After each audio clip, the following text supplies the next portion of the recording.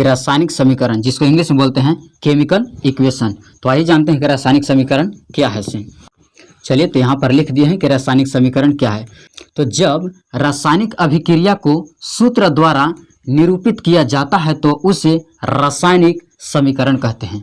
यानी कि जब किसी भी रासायनिक अभिक्रिया को जब सूत्र द्वारा यानी कि दर्शा दिया जाता है तो उसे रासायनिक समीकरण कहते हैं। जैसे एग्जाम्पल के माध्यम से हम चलते हैं। चलिए, तो यहाँ पर एक एग्जाम्पल लिए हैं कि जब मैग्नीशियम रिबन को वायु यानी ऑक्सीजन के साथ दहन का मतलब होता है जलाना, यानी कि दहन कराया जाता है तो मैग्नीशियम का ऑक्साइड प्राप्त होता है। यानी कि जब मैग्नीशियम रिबन को जब यानी कि ऑक्सीजन के साथ यानी कि जलाइएगा यानी कि गर्म कीजिएगा तो मैग्नीशियम का ऑक्साइड प्राप्त होता है। अब जब इसी रासायनिक अभिक्रिया को जब सूत्र द्वारा निरूपित कर दिया जाता है तो उसे रासायनिक समीकरण कहते हैं। जैसे मान लीजिए कि बोला था मैग्नीशियम रिबन, तो मैग्नीशियम यहाँ पर ले लेते हैं Mg प्लस में लेते हैं वायु यानी कि ऑक्सीजन, तो यहाँ पर ले लेते हैं O2। अब ये दोनों को क्या कीजिएगा यानी कि ताप दीजिएगा यानी कि गर्म कीजिएगा तो इन्हें आपका बना देगा मैग्नीशियम ऑक्साइड, जिसको बोलते हैं MgO।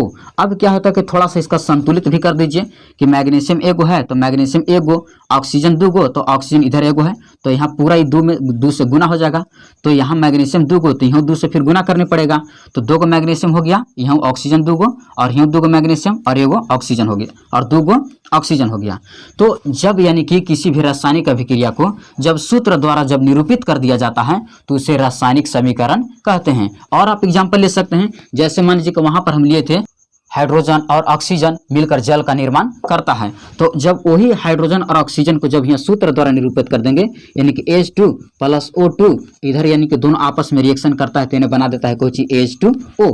और जब किसी भी रासायनिक अभिक्रिया को जब सूत्र द्वारा निरूपित कर दिया जाता है तो उसे रासायनिक समीकरण कहते हैं। इसको भी संतुलित कर दीजिए, हाइड्रोजन है Na 2 गो तो हाइड्रोजन 2 गो, ऑक्सीजन 2 गो तो ऑक्सीजन Na 1 गो है, तो इस पूरा 2 से गुना हो जाएगा तो फिर यहाँ 2 से गुना करने पड़ जाएगा। तो हाइड्रोजन हो गया यानी कि 4 गो, तो हाइड्रोजन यहाँ हो गया 4 गो, ऑक्सीजन 2 गो तो 2 से गुना हुआ तो ऑक्सीजन भी हो गया 2 गो। तो इस तरह के यानी कि इक्वेशन को यानी कि समीकरण को कहा जाता है रासायनिक समीकरण। तो आई होप दैट कि आप समझ गए होंगे कि रासायनिक समीकरण किसे कहते हैं। यानी कि जब किसी भी रासायनिक अभिक्रिया को जब सूत्र द्वारा यानी कि दर्शा दिया जाता है या सूचित किया जाता है तो उसे रासायनिक समीकरण कहते हैं। आप इसका स्क्रीनशॉट ले लीजिए। तो चलिए और कुछ हम उदाहरण लेके आप लोग के देखते हैं रासायनिक समीकरण को। तो जैसे मान लीजिए कि यहाँ पर N2 है और प्लस में मान लीजिए कि H2 है। अब जब दोनों Na आपस में रिएक्शन करता है तो Na बनाता है NH3 अमोनिया। नाइट्रोजन है 2 गो तो यहाँ पर 2 से गुना कर दीजिए, हाइड्रोजन हो गया 6 गो तो यहाँ पर 3 से गुना कर दीजिए। तो ये भी सब आपका क्या है, रासायनिक समीकरण है। और जैसे उठा लेते हैं, मान लीजिए कि यहाँ पर कि कैल्शियम है और प्लस में मान लीजिए कि ऑक्सीजन है। अब दोनों आपस में इन्हें बनाएगा तो इन्हें बना देगा COO यानी कि कैल्शियम ऑक्साइड बना देगा। तो कैल्शियम एगो तो कैल्शियम एगो, ऑक्सीजन है 2 गो तो ऑक्सीजन एगो, तो यहाँ पर 2 से गुना कर दीजिए तो यहाँ पर फिर 2 से गुना करने पड़ेगा। तो इस तरह के यानी कि इक्वेशन को कहा जाता है रासायनिक समीकरण कहते हैं। और जैसे ले लेते हैं, जैसे मान लीजिए कि हम लेते हैं यहाँ पर एल्युमिनियम प्लस में ऑक्सीजन और आपस में इधर अभिक्रिया करेगा तो इन्हें बनाता है Al2O3।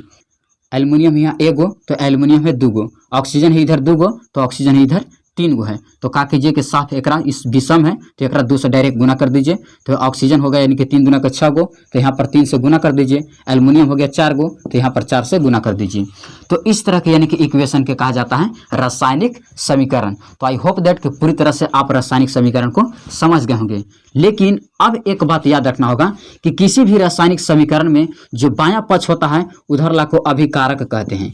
ये जो आप देख रहे हैं इसको बोला जाता है अभिकारक या इसको प्रतिकारक भी बोला जाता है, प्रतिकारक।